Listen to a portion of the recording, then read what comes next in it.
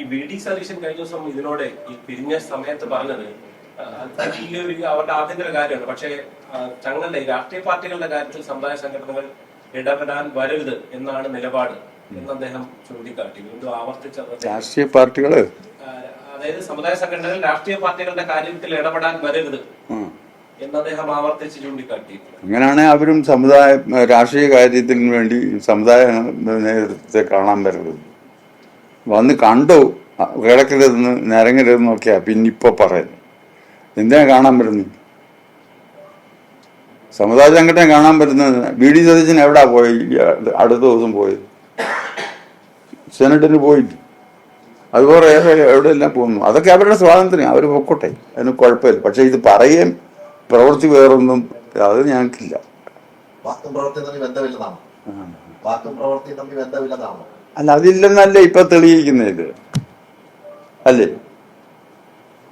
അവര് ശ്രമിക്കുന്നത് എന്തെന്നാ പ്രവൃത്തി, അവര് ശ്രമിക്കുന്നത് എന്തെന്നാ? അവിടെ ന്യൂനപക്ഷത്തിനെ കയ്യിലെടുക്കാനല്ലേ ശ്രമിക്കുന്നത് അല്ലേ? അത് പ്രവൃത്തിയല്ലേ? അപ്പൊ അതുകൊണ്ട് അങ്ങനെ സാമുദായിക സംഘടനയെ ആക്ഷേപിക്കാനൊന്നും ആരും ശ്രമിക്കരുത്. അതവർക്ക് ഇന്നല്ലെങ്കിൽ നാളെ അത് ശരിക്കും പാരയായിത്തീരും.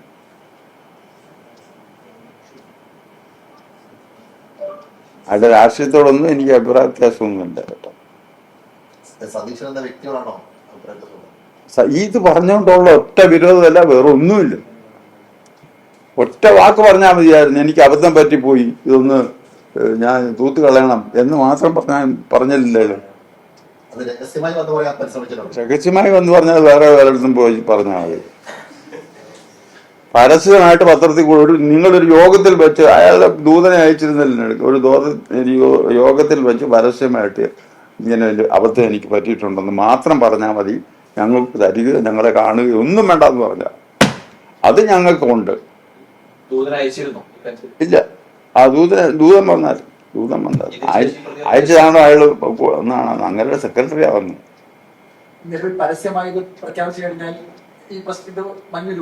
എന്തോ